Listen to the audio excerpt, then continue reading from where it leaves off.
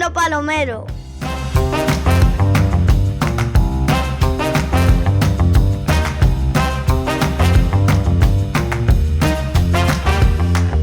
Hola a todos y bienvenidos una semana más a Descubriendo Palomero. Antes de empezar con el programa propiamente dicho, quería deciros que no nos va a acompañar Claudia ni en este programa ni en el siguiente. Ha tomado esta decisión porque concurre a las elecciones municipales del próximo 28 de mayo en una lista electoral y no quiere que nadie manche el podcast con política. Por estos micrófonos ha pasado gente de todo tipo y jamás se ha mirado la ideología a la hora de invitar a nadie. Desde el momento en el que concebimos el propio podcast, queríamos que fuese algo blanco, algo en lo que solo importase el pueblo y nada más. Queremos que esto siga siendo así y por eso Claudia toma esta decisión para que nadie tenga ninguna excusa para manchar el podcast. Por lo tanto, tomo yo las riendas durante los 2 próximos programas y vamos a empezar con el de hoy. Esta semana hemos querido dedicar Descubriendo Palomero a la que yo creo que es una de las mayores riquezas que tiene este pueblo. Me atrevería a asegurar que todas y cada una de las familias de Palomero, de una manera u otra, viven de ello. Hablo del sector primario, hablo de la agricultura y la ganadería, de aquello que es común y que es seña de identidad del mundo rural. Hoy descubrimos y redescubrimos la agricultura y la ganadería.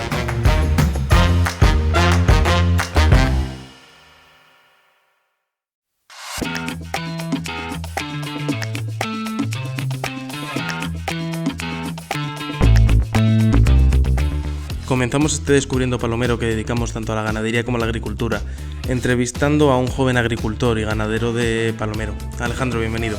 Muchas gracias. Bueno, eres ganadero, eres agricultor.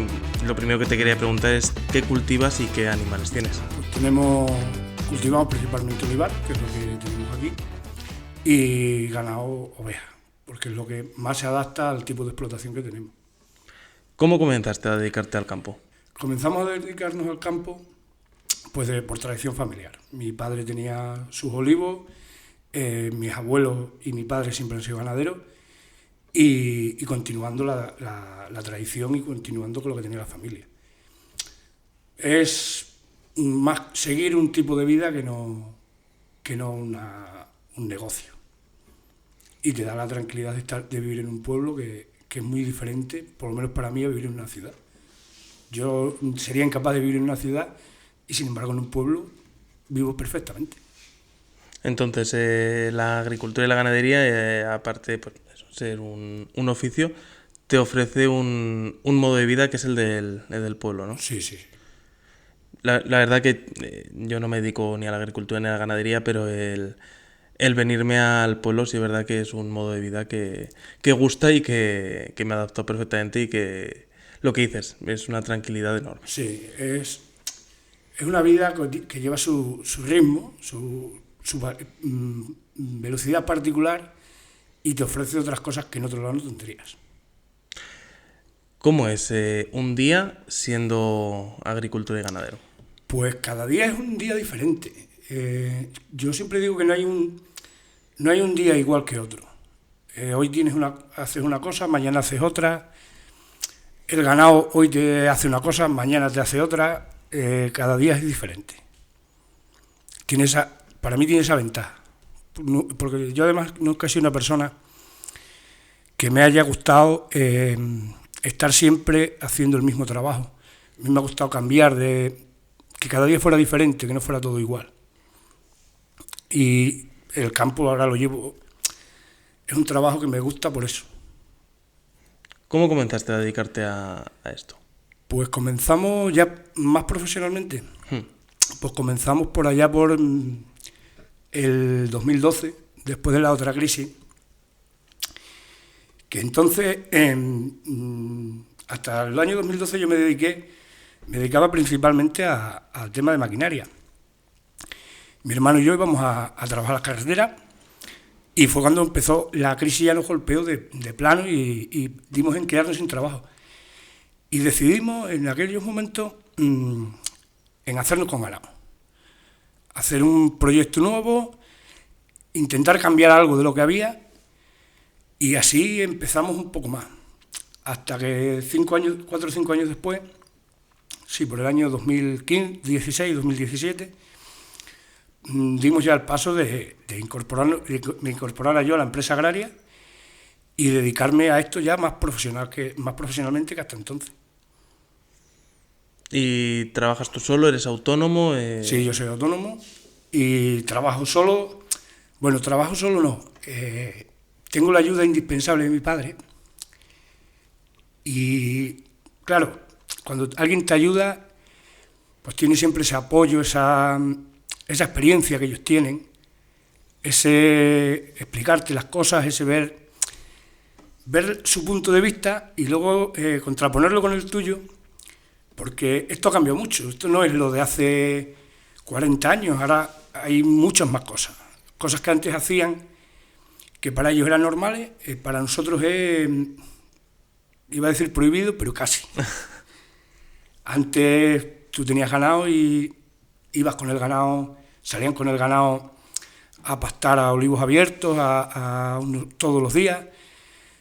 Ahora lo puedes hacer, pero además de eso, yo siempre digo que necesitas un secretario detrás, porque cada vez nos exigen más, cada vez el tema burocrático es peor, nos piden más historias, nos obligan a hacer recetas para todo. Entonces la cosa ahora es un poco diferente a que era antes.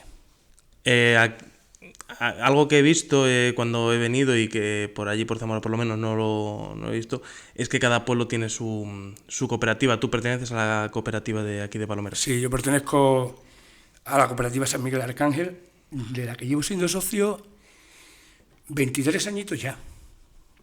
Llevo ya de socio 23 años y estuve mucho tiempo trabajando, ligado a ellos profesionalmente, porque solía hacer campañas allí, que me encantaba y ahora ya por tamaño de explotación no puedo.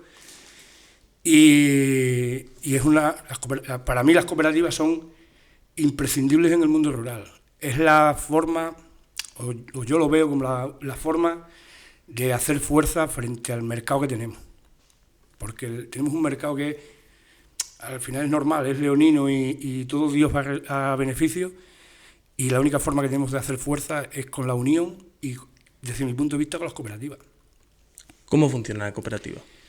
Pues la cooperativa Palomero, su actividad principal es la aceituna, luego tiene una sección de insumos y ferretería y tiene uno de los últimos proyectos que hemos llevado adelante, que fue la gasolinera, que fue un proyecto en el que nos ilusionamos mucho unas personas y al final conseguimos sacarlo adelante.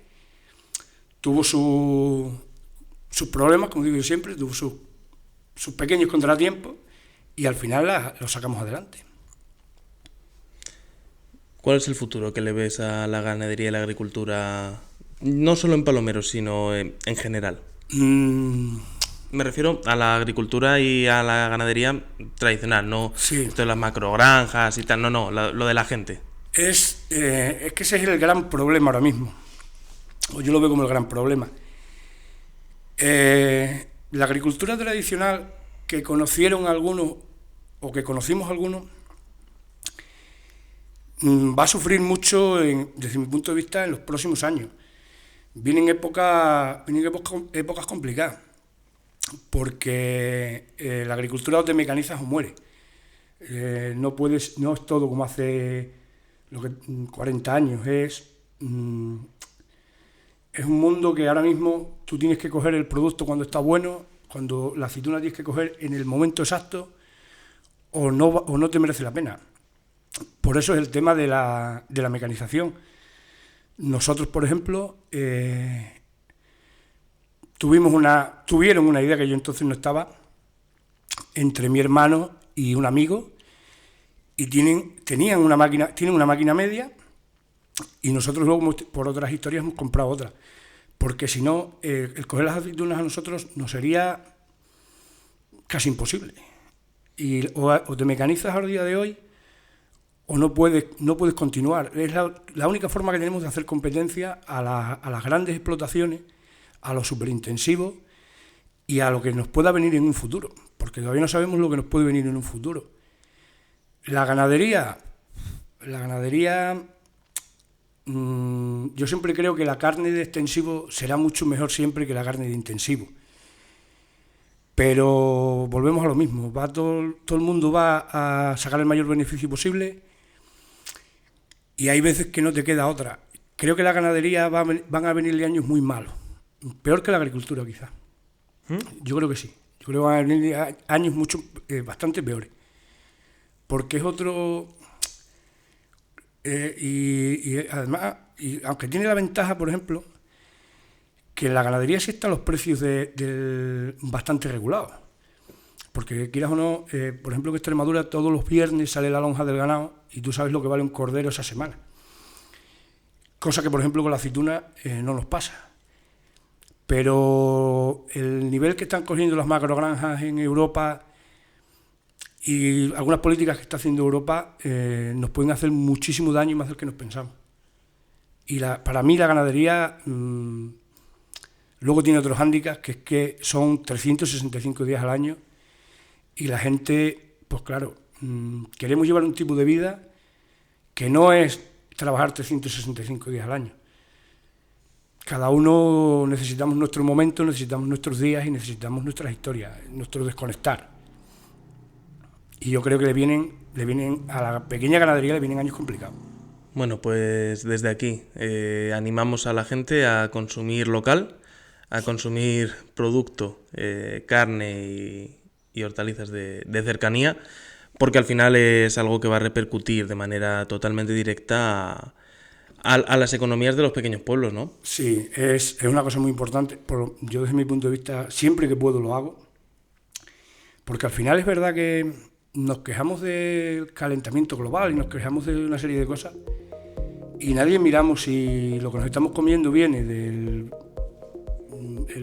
las lentejas vienen de Castilla o vienen de Estados Unidos. Y creo que es muy importante consumir lo más cerca posible para evitar, aparte de evitar o reducir el calentamiento global, para fomentar la agricultura en España, porque tenemos que recordar siempre que España hemos sido la huerta de Europa y no deberíamos de perder eso. Eso no deberíamos de perder, que es muy, muy importante. Pues a ello, a consumir local y a fomentar la economía de los pueblos. Alejandro, muchas gracias por venir a Descubriendo Palomero. De nada, y muchas gracias a vosotros por contar conmigo, que ha sido un placer.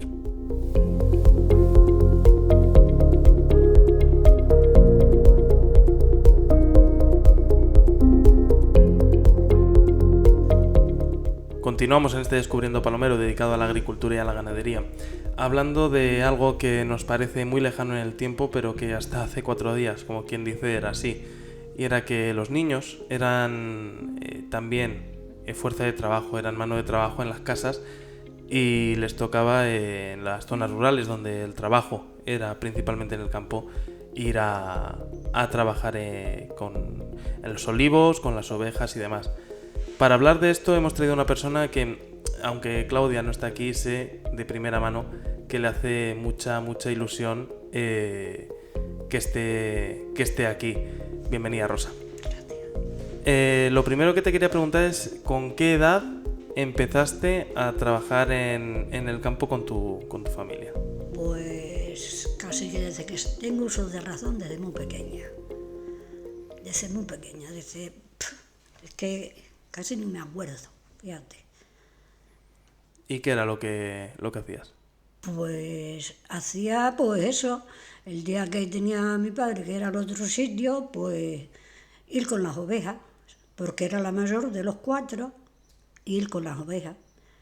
Y las ovejas pues era en el campo, y yo para allá en el campo, pues según para donde estuviera, si estaba para aquí, para el pueblo, pues estaba para esa parte del lado de arriba, si estaba para ahí, para los Mingorros, para ahí estaban todos los muchachillos de mi edad, y bueno, algo otras muchachas que también iban, a lo mejor no tantos días como yo, pero a cuidarlas y ya está. Entonces iban los niños solos con las ovejas al campo a pasar el día y las niñas. Y las niñas. Y luego pues muchos niños venían, eso ya era más antes, era cuando mi marido, porque yo no la guardé de nadie, pero mi marido estuvo guardando ovejas de mucha gente y por las noches, siendo unos niños, se tenían que quedar en el campo con las ovejas.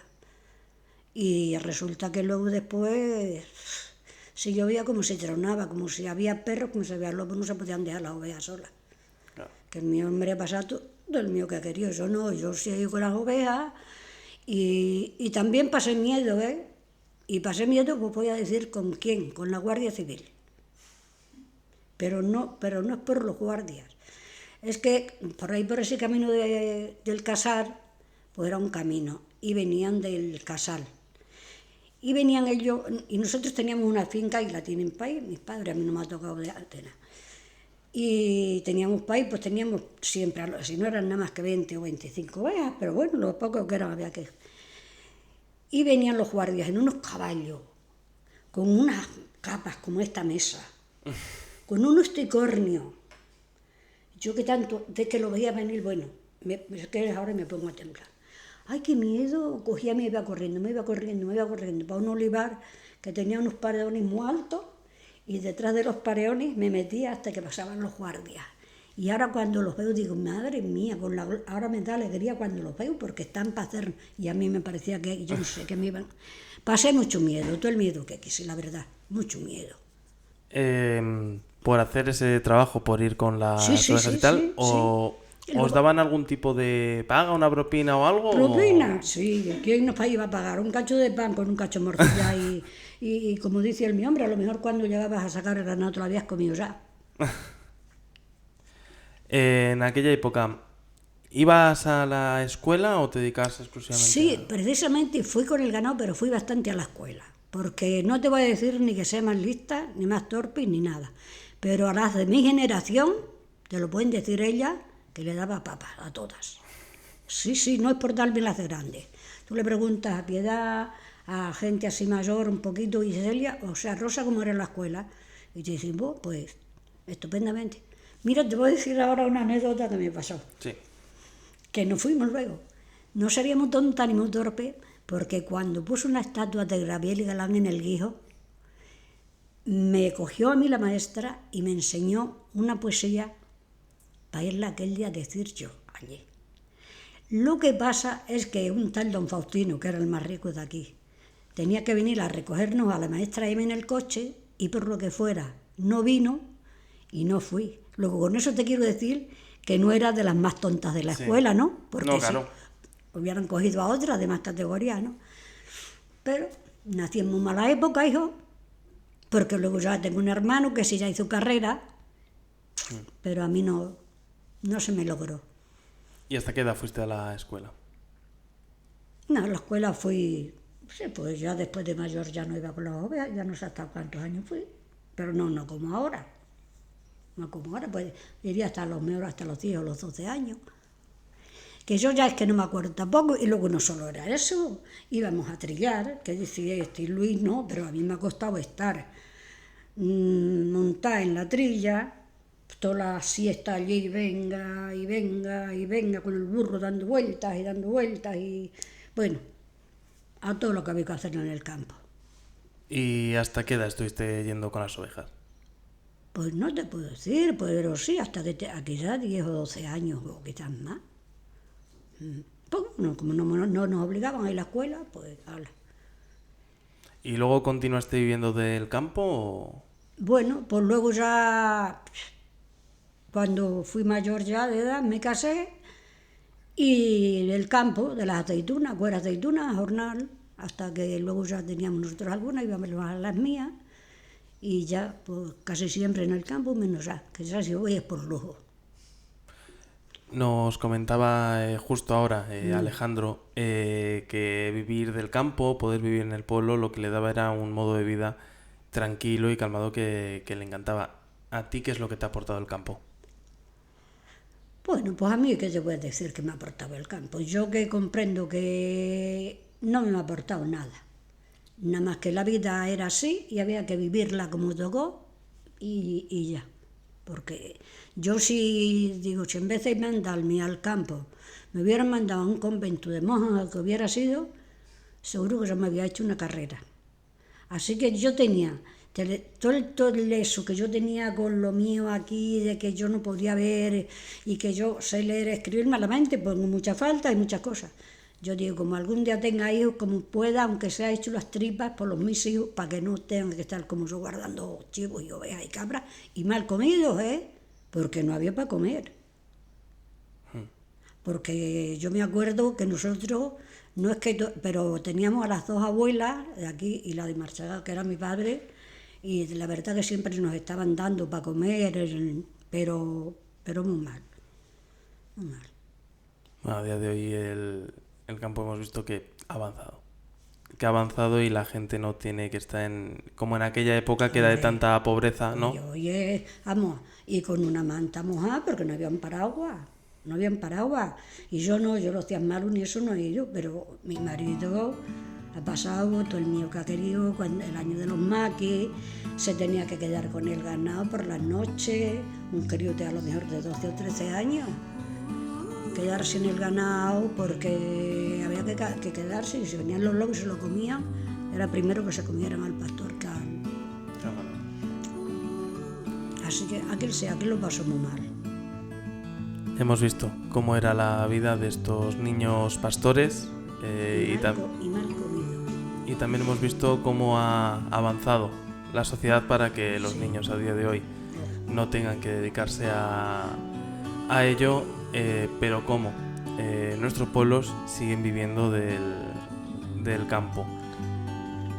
Rosa, muchísimas gracias por venir a Descubriendo Palomero a compartirnos tus recuerdos. A vosotros por invitarme y por hacerme decir lo que eran antes, y ya está.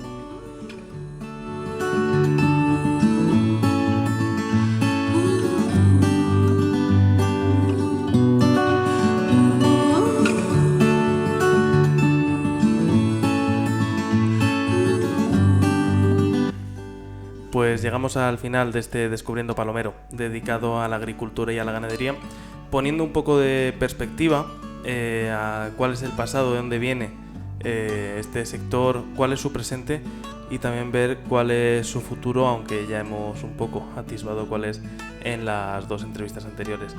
Hemos querido terminar el programa reuniendo a 3 generaciones de personas que se dedican a la agricultura y a la ganadería en Palomero para debatir un poco estos temas. Damos la bienvenida a Modesto, a Luis y a Beto. Bueno, pues lo primero que os quiero preguntar es algo que ya pregunté en una entrevista anterior, y es saber cómo era y cómo es a día de hoy un día cualquiera en la vida de un agricultor o de un ganadero. Pues la vida de antes era muy dura, eso de antemano, porque se trabajaba con caballería, todo. Arado de palo, de madera, así que tú eras. Luego ya vinieron las vertederas, que ya era otro adelanto. Luego ya se araba con una caballería sola, también ya, porque antes con dos, en los sitios así que eran un poquito dificultoso entre, ¿cómo se llaman?, bancales y cosas de esas, pues el uno tiraba por la parte de arriba del árbol y el otro por la parte de abajo. Había veces que iban del bancal para abajo, eso era lo que había. Se sembraba trigo, había 5, me parece, cada 5 años se sembraban, había 5 trozos que se sembraban un año, para una parte cada 4 o 5 años.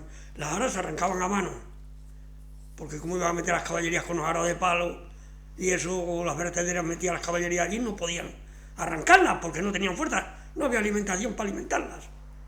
Bueno, eso se sembraba, luego se sembraba, a lo mejor te salía con 5 las fanegas ya sabéis que son 46 kilos. 5, tú verás, sembrabas 2 fanegas o 3, pues cogías 15 o 20. Había veces que salía 10, 12 el año que más salía, a 12, cuando más salía. Eso era lo que había, más malo. El olivar pues, se dedicaba todo al aceite. Se cogía un poco de verdeo. A lo mejor empezaba por San Miguel, se iba a coger aceitunas, se llevaba 2 caballerías, traía banastas, que entonces se usaban banastas, se ponía una a cada lado y otra en el medio, 3 personas, pues traía, entre las 3 personas cogíamos 200 kilos, porque había que coger una por una. Bueno, yo soy de otra generación y aunque viví momentos como los de Modesto, porque me tocó arar con caballos y con burros, la verdad que yo ya conocí más meter más maquinaria en el campo. O sea, ya empezamos con tractores y luego ya a continuación vino los vibros y para poder hacer la recolección mucho más fácil. Y la vida en el campo, bueno, pues ya es mucho más sencilla. Sí es verdad que tenemos problemas hay mucho más papeleo, que quizás eso, no sé, entonces, tú vas a las administraciones y te dicen que te lo van poniendo cada vez más fácil y es al contrario. O sea, cada vez tenemos más trabas. Y luego respecto a uno de los mayores problemas que yo veo es que no tenemos relevo generacional. O sea, cada vez ves que cada generación que pasa vamos quedando menos. Si en una quedábamos 10 personas o 10 agricultores nuevos, en la siguiente ya nada más van quedando 5. Y ese problema, bueno, pues yo creo que va a ser uno de los que nos va a llevar aparte de los otros, va a ser de los más importantes del campo. Comentaba antes Modesto que había trigo y desde el desconocimiento yo ya que tengo... eso bueno, lo conocí un poco, pero muy poco. O sea, yo era chaval entonces cuando por aquí se trillaba, o sea, me acuerdo, y lo único que nosotros, la verdad que nos servía como juego, porque lo que íbamos era a las palvas que se llamaban, donde se trillaba, donde se esparcía el grano y se trillaba con la yunta de animales, pues era a jugar. O sea, que realmente nosotros no sabíamos lo que era estar allí a las 3 de la tarde dándole vueltas a cantear la palva que se llamaba. Yo eso realmente se lo vi a mis abuelos hacer, pero nosotros era como un juego. La verdad que nos íbamos a divertir, o por las noches ir a correr a la era, a jugar, solamente eso. No ya el trabajo en sí como tenían las personas mayores. Claro, yo lo que os iba a preguntar, yo vengo de Zamora, los campos de trigo, los tengo muy vistos, los conozco y yendo por aquí no veo. ¿Ha cambiado mucho los cultivos que había antes? Sí, a los que hay ahora? porque lo que decíamos de esto, por ejemplo, aquí en fanegas, en hectáreas, podría ser, si una hectárea aquí daba por, no sé, calculando 500 kilos, en Castilla daban 3.000 y 4.000. Entonces nosotros realmente no somos rentables. Y llegó un momento que te salía mucho más barato comprar el grano que producirlo tú. Y eso fue el hecho, yo creo, que se dejara de sembrar. Y entonces, bueno, este pueblo, la verdad, el pueblo y la zona, lo único que se ha dedicado un poco ha sido el olivo, que es el producto estrella, y un poquito de ganadería. Lo demás no se ha sentado mucho. Decía Luis que quizá uno de los mayores problemas que tiene el campo a día de hoy es el poco relevo generacional. Tenemos aquí a Beto, otro joven agricultor y ganadero, y que tiene un hijo que podríamos decir que vive para vivir del campo. ¿Qué creéis que, mejor dicho, qué pasos creéis que hay que dar para que ese relevo generacional no sea algo anecdótico con Mateo, sino que sea algo más extendido?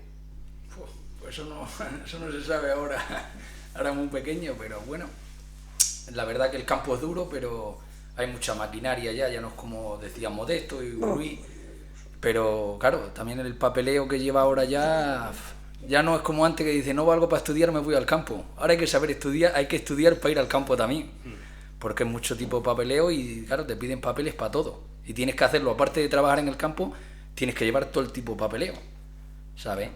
Y claro, es duro también por ese tema, ¿no? Y nada, que es así. Entonces el relevo generacional lo veis un poco complicado, ¿no? La verdad es que yo pienso que desde las administraciones no se está apoyando lo que es el campo, como diríamos, el autóctono, porque es verdad que hay mucha agricultura, mucha intensiva de esta, pero lo que es realmente los pueblos, ¿no?, que son los que estamos cuidando, sí, la agricultura familiar, y eso no se está incentivando. O sea, y la gente joven, pues claro, tiene nada más que problemas.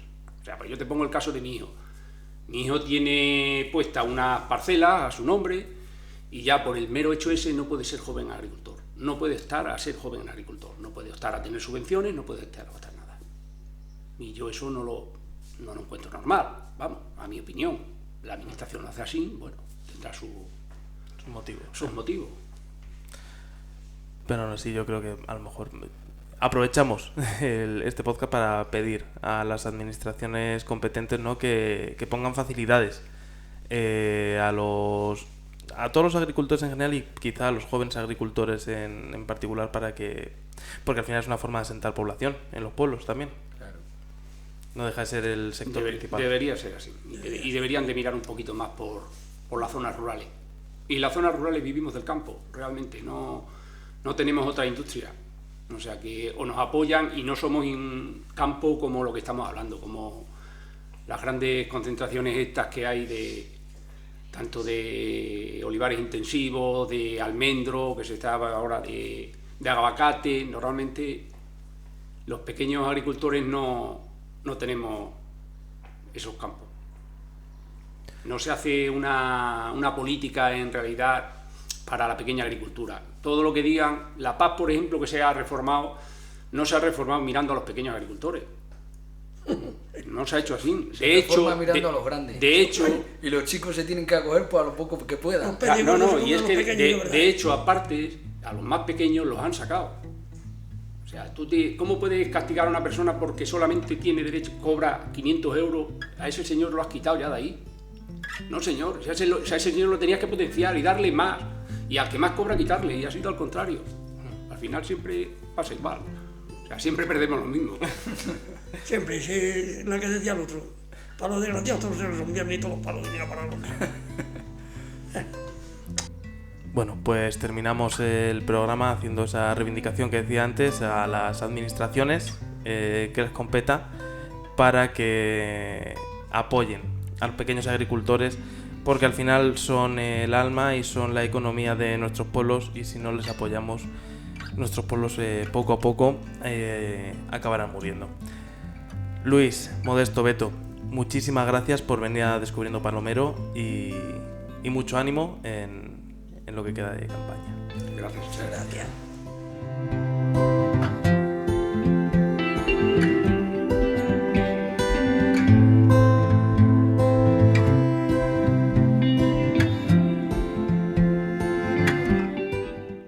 El programa de hoy me gustaría terminarlo igual que he terminado otros programas en los que hemos hablado de las cosas que nos son propias, que son señas de nuestra identidad.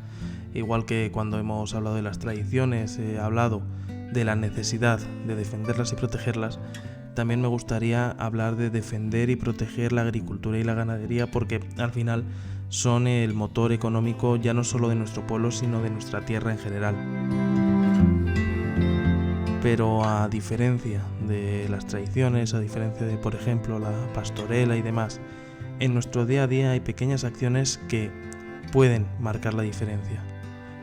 Gestos como a la hora de hacer la compra, darle la vuelta al paquete y ver de dónde procede aquello que estamos comprando, de dónde procede la carne, de dónde proceden las hortalizas, marcan la diferencia no solamente para los pequeños agricultores, sino para todo el territorio. Además, consumiendo producto de cercanía, consumiendo producto local, aparte de proteger las pequeñas economías, aparte de proteger las economías de los pueblos, también protegemos al planeta, porque consumir cerca siempre equivale a menos emisiones. Y por eso quiero terminar así el Descubriendo Palomero de hoy, invitándoos a volver a consumir local, porque va a proteger la economía de nuestros pueblos, va a proteger nuestros pueblos y va a proteger nuestro planeta, porque al fin y al cabo planeta solo tenemos uno y pueblo también tenemos solo uno, y está en nuestra mano protegerlo. Muchas gracias y nos escuchamos en el próximo programa.